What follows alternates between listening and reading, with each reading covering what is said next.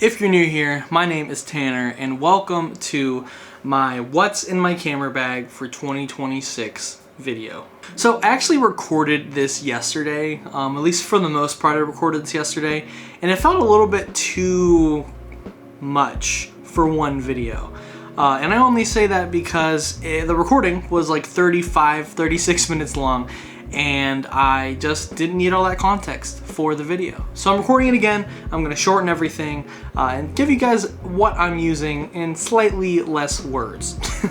So to mark the kind of biggest question everyone normally asks or everyone's curious about, let's go over the cameras that I currently use to make these YouTube videos. I also use them for my professional video, but 9 times out of 10, I'm using these for YouTube. The first camera and my most used is probably my Sony a6700. This was the first camera that I purchased that launched me into the world of 10-bit color. And without this camera doing that for me, I don't know where it would be. While you don't necessarily need a camera that's over $1,000, and there's a lot of reasons why getting this probably wasn't even the right move for me, I just really wanted something that could up my quality and get to a point to where I was really happy with it. The size is nice. This is also a fantastic photo camera. It's a lovely little hybrid camera. It is an APS-C style cam.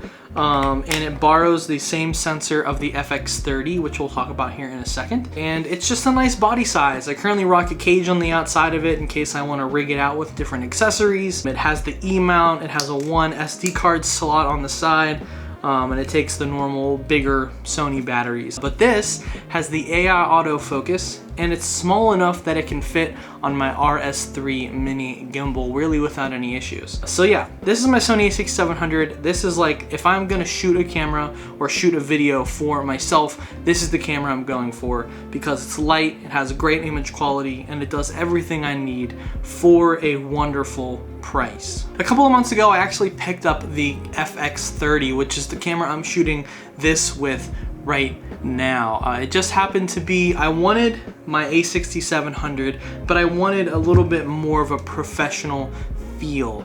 So it has the same body as the FX3, but it has a smaller APS-C sensor. It does 4K 60 uncropped for the sensor size. It's a lovely, lovely, lovely camera. I won't go too far into the details. There are other channels you can watch if you're curious about the specifics of why the FX30 and the cinema line cameras are so good for video creation. But I am super happy with the FX30. It's a lovely camera, and pairing that with my a6700, it makes a fantastic A/B camera. I didn't plan on talking about this camera, but I want to mention it for a second. I also want to talk about currently my Lumix GH5. I use this camera interchangeably with these two cameras as well. The reason I don't really use it as much anymore is because I don't love mixing the vlog footage with the S-Log footage when I'm grading. But other than that, I use this camera in partnership with my Lumix 12-35. This is a fantastic camera. It doesn't have great autofocus. It doesn't shoot 10-bit 4K 60 FPS, which does tend to be a problem for me when I'm shooting like events. But for a talking head camera, shooting in 4:3 aspect ratio or open gate, it's a fantastic camera. But to be honest, I think this year might be the year that I sell it and maybe pick up something new. Maybe something full frame from Sony, but we'll cover that in a later video. So I use these interchangeably. These are my DJI cams. I have the Osmo Pocket 3, the little gimbal camera. And then I also have the Osmo Action 5 Pro. And I use these quite a lot when I don't want to bring out my bigger cameras. Having the 10-bit quality and the availability to hook up directly with my DJI microphones, but also having decent in-camera audio as well, it just makes like throwing these in my bag and bringing them out for a day when I don't really feel like bringing my big cameras, but still want that vlog style quality so lovely. The Action 5 is a super wide angle, and the Osmo Pocket 3 gives me such a gimbal shot that if I was going out somewhere and I knew that I couldn't bring my gimbal or my big cameras or whatever, I could bring both of these and probably make an effective vlog using these two tools when I'm out somewhere for a day. I also pair my Action 5 with this little mini Knapp concept tripod. It's lovely. I have a bunch of other accessories for it, and I am thinking about maybe getting the little tripod for the Pocket 3, as I've been using this camera more and more on specifically this channel whenever I want to talk about behind the scenes things for different shoots when I don't have my bigger cameras access to them. So we'll see. I tend to use this camera as well. This is actually not mine. This is Carly's G7X. The Canon G7X, the original one from Lord knows how long ago. This camera was super popular on YouTube for vlogging, and it gives me like a nice nostalgic feeling for when I don't feel like carrying any of this with me. I know I can throw this in my bag anytime I want to and get super nostalgic feeling shots and have a zoom and just have fun with the little camera and not have to worry too much about carrying anything big around. Carly does like to use this a lot though, so I don't have a chance to bring it around with me as much as I would like to, but you know, when I do get the chance, I really enjoy it. The final camera that I would like to talk about is my Fujifilm X-T10, which doesn't actually happen to be a video camera. I mean, it does shoot 1080p video, but it's really rough. It is not a great camera when it comes to video. So this 9 times out of 10 is the camera that I pick up and I just throw in my bag and I have with me for small photos, like different little small things that I might want to grab a photo of, whether that be somebody walking on the street, or when Carly and I go out on a date, or when I go to hang out with my friends or something. This would be the camera I would bring with me just to capture fun little moments on a device that's not my cell phone, which I do also use as well for content. But this camera is lovely. I mean, it's only 16 megapixels. I have the TD Artisan 27mm lens on this,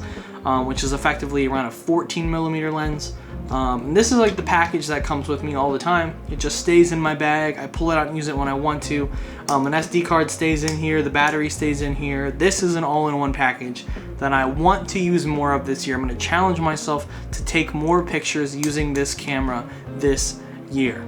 So I hope for the best when it comes to that stuff. But now we should probably talk about some of the lenses that I've been using to specifically make these YouTube videos, because I have a large list of lenses.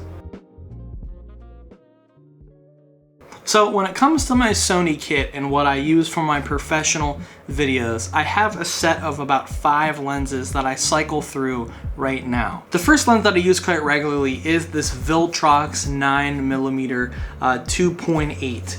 It's super small. It's a part of Viltrox Air series, I believe, and it's such a lovely little lens. Now this is APS-C only, and it hooks up with, I usually use it with my A6700, and it's such a lightweight, it's plastic build, but it's built nicely, and it's super wide. It's around a 14mm lens. I've been using this to vlog with for a while now, and I absolutely adore the image quality and the sharpness and everything that comes with this lens, and my availability to just have fun while I shoot with it, because I'm not worried about camera angles or weight or even like people carrying, because like, I mean, just this, it's even smaller than this, but like this package is so tiny that it's just totally worth bringing out and using. The other vlog lens that I use is this Tokina 11 to 18mm. This was the first lens I bought way back in the day when I got my ZV-E10 original, and I've been using this lens ever since. It is a little bit heavier than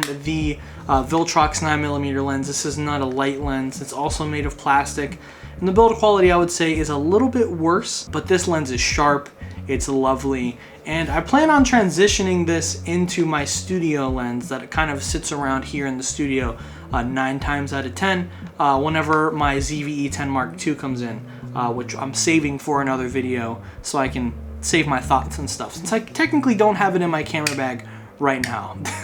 The other kind of vlog content lens that I use is this Yongnuo 16mm 1.8. I've been using this lens for years. I actually didn't purchase it for this like specific thing. I actually got it to be my gimbal lens, which is what I use it for 9 times out of 10, just because it gets down to 1.8, it's sharp, autofocus is great, but I actually used this lens in conjunction with my ZV-E10 as my webcam lens for a long time, and it's sharp, it's lovely, it's a great alternative to the Sigma 16 1.4 if you're looking for something that's a little bit better for your wallet but still offers great image quality. And the last lens or lenses I want to talk about today is not one but 2 Sigma 18 to 50mm lenses. So I actually purchased one of these myself, and then I got one through a job that I was doing, or a job that I'm maybe still working on. I'm not 100% sure at the moment, but I actually have 2 of these things, which has come in so handy when it comes to my podcast recordings, or when it comes to just having 2 cameras and 2 lenses that are identical to one another. Having my A6700 and my FX30 with both of these on them mean that the image has the same distortion, the same color shifts, the same sensors. There's only one big difference, and that's in the autofocus for the 6700. Other than that, they are relatively the exact same image, and it's really nice for an A and a B shot, or when a podcast comes up and I want to make sure that I have something that's the same for the host and the guest. I would say these are probably my most used lenses when it comes to B-roll or outside of shooting these YouTube videos. I don't use these lenses too much unless I'm shooting like for some fun little product shots or something, but 9 times out of 10 these are used for my actual like work outside of these videos. Alright, so we covered the cameras and the lenses, but now probably the most important thing besides for lighting is audio.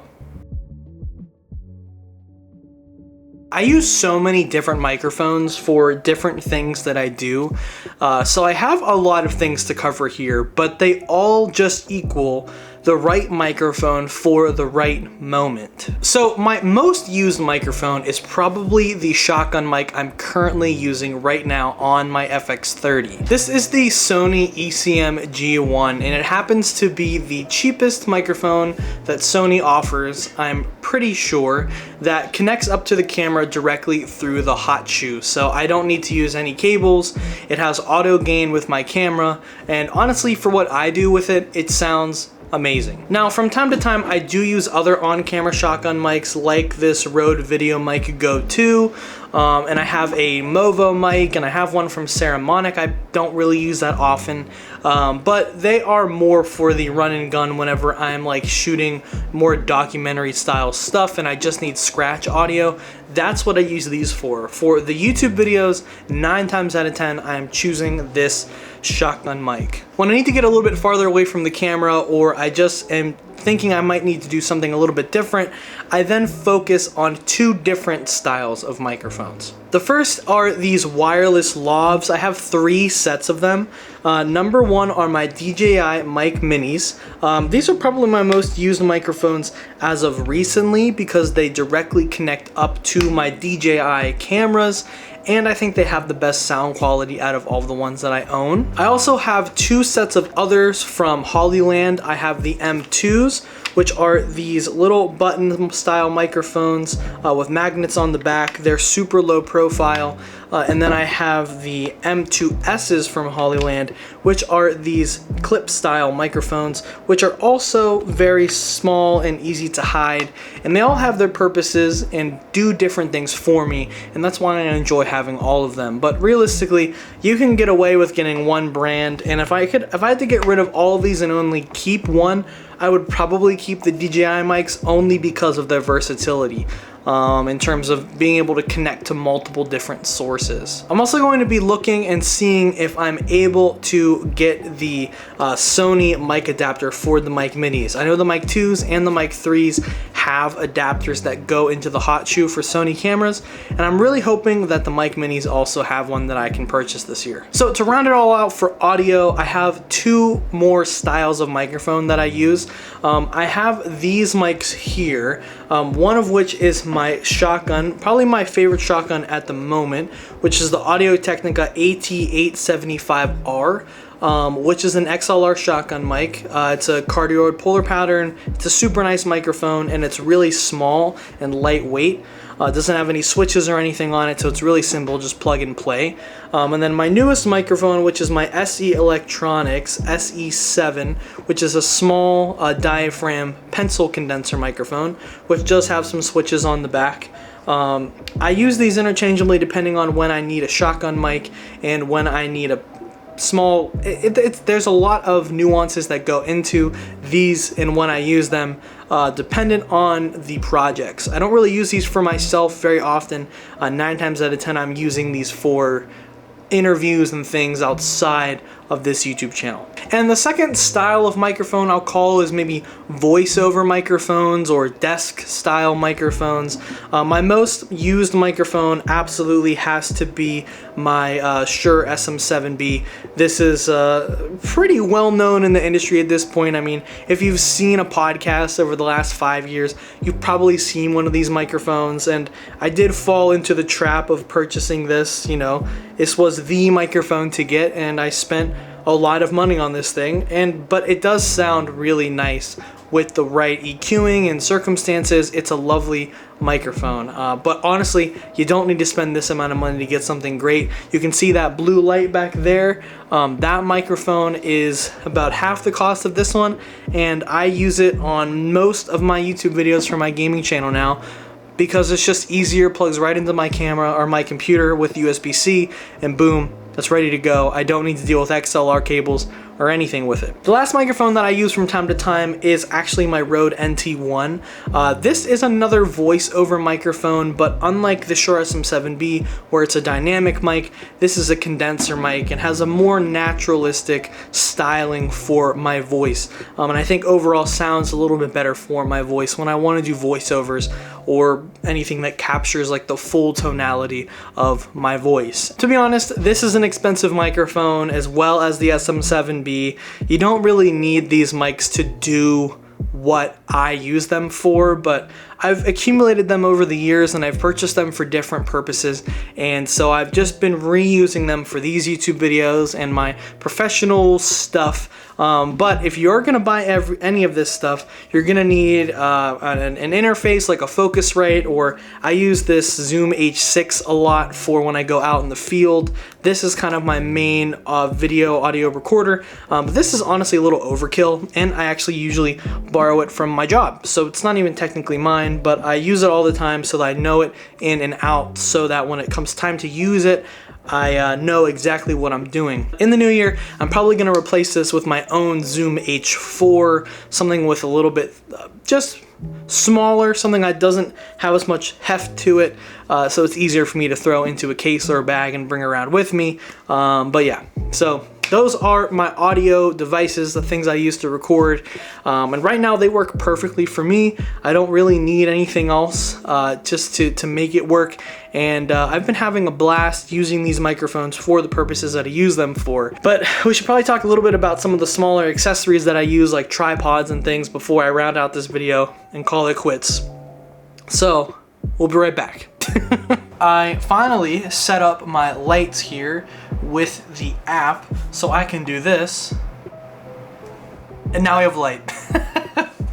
So I have one final kind of category of stuff that I want to talk about, and that is the miscellaneous small things that I bring with me on most shoots or during most projects to get just like interesting stuff, we'll say.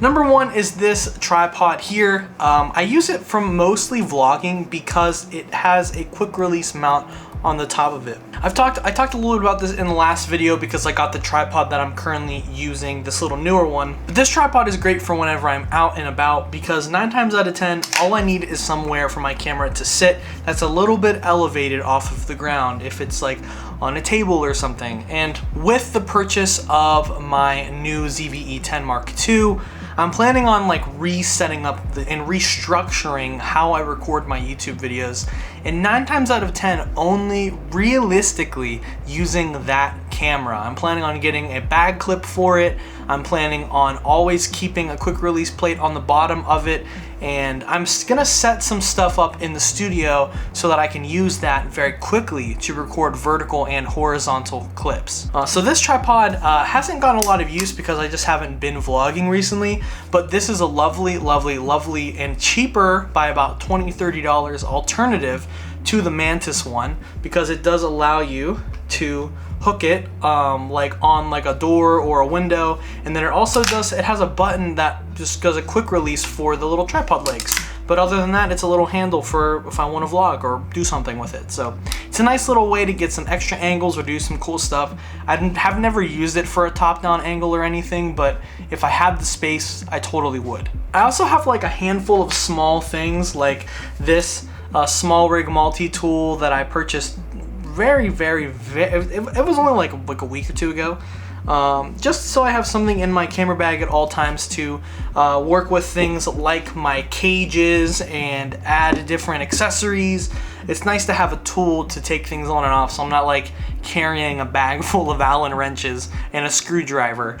I also have these little magic arms. I have one from Knapp Concept and one from Small Rig. They both come in handy quite a lot. I use them to mount things like my H6 to my tripod. I use them to mount my camera places with a quick release plate, which I'm gonna use more of once I get my lighter, smaller camera kit. It's great for mounting things like monitors and things all over the place, little tiny lights and stuff. But I do wanna get some more heavy duty ones because these are the cheap ones and they do work, but they're not necessarily perfect. I also have a handful of ND filters.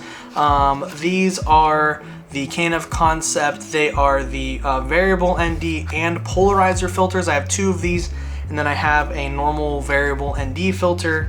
Not entirely sure which one exactly it is. They're not super expensive, and I'm sure they cause some color shift, but I would rather have them than not have them. And the last couple things I use are, I just purchased this year a Voyager notebook.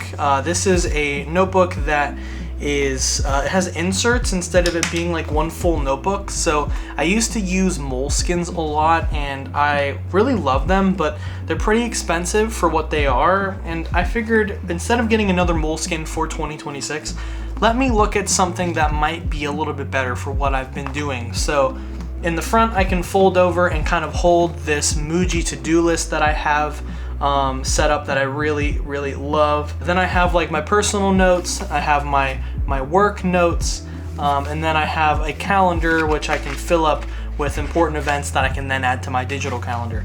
And then I can just keep my pen and other little things in this pouch in the back here, and it's made of real leather, and I can change what's in this notebook at any time. The outside will last me probably and hopefully forever. And then the inside pieces can just change from year to year to year as needed, and month to month to month, I should say, as needed. And so it's nice to have like a place where all of my notes live. And if I fill up one of these little notebooks, I can just grab a new one, slide it in here, and it won't change my workflow or change the notebook or anything like that.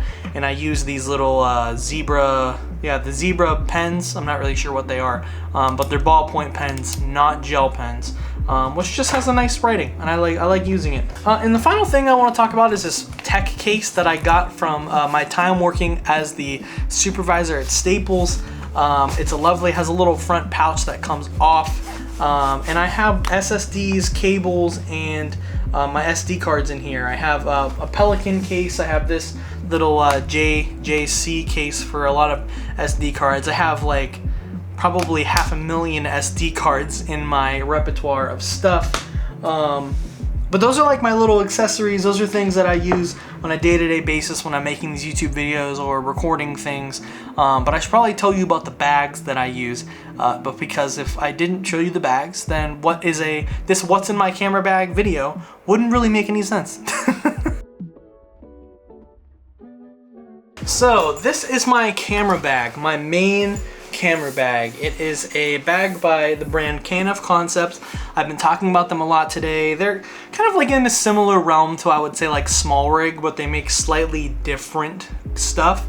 And I purchased this camera bag earlier this year when I was trying to find something that was a little bit more protective than the old camera bag that I had that was honestly really rough. It was not a nice camera bag, to say the least. But this one was absolutely lovely. It's nothing fantastic or crazy. It's got lovely zippers, and the inside looks like this. It holds 2 cameras, a couple batteries. It gets the job done for what I'm doing when I need to take my Sony FX30 and my 6700. It works really well for that when I need to take a couple of lenses. I can fit 3 cameras in here and a microphone and do most of my interview kit in this bag at once, but it is a little bit tight. It also has these 2 zipper pouches in the front that I love to use. It's a very structurally sound bag, which I like. Doesn't look amazing or anything, but I'm not necessarily trying to have something that looks really nice. I just need something that will work. And then I also have this laptop sleeve in the back, which does in fact fit my 16-inch MacBook Pro M2 Pro chip in it. If you didn't see the short video I made, I also grabbed this Uniqlo shoulder bag for the year. I wanted to be able to vlog more often and force myself to create more stuff, so I purchased this Uniqlo bag alongside this camera cube that's currently in the side of it, in hopes that I would use this to vlog more so it doesn't look as much like a camera bag, and it would fit things like my ZV-E10 II that's coming in and my little small cameras in the front pouches. I could even toss this in here in the camera cube, my Fujifilm, and this would just be a smaller, easier thing to carry around with me whenever I explore the city or I'm doing something and I don't want to bring a backpack or like a camera bag. This bag is lovely. I've only had it for like 2 weeks and I've only used it twice outside.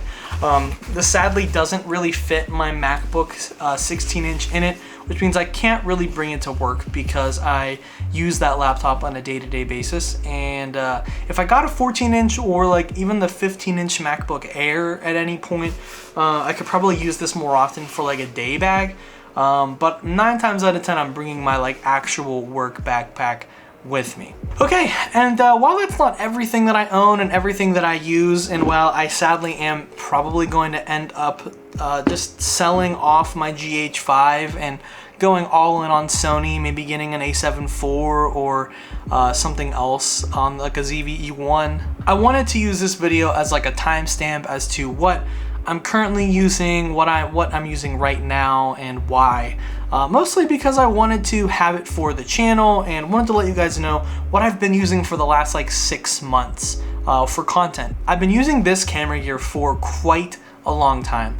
And I've been doing incremental updates as we go, as we move forward. But if we're being honest though, the like incremental updates are becoming less and less as I get more gear that actually fulfills what I want to use and what I want to create. I know that my next step is moving into full frame, and there are a handful of things I need to do to get there.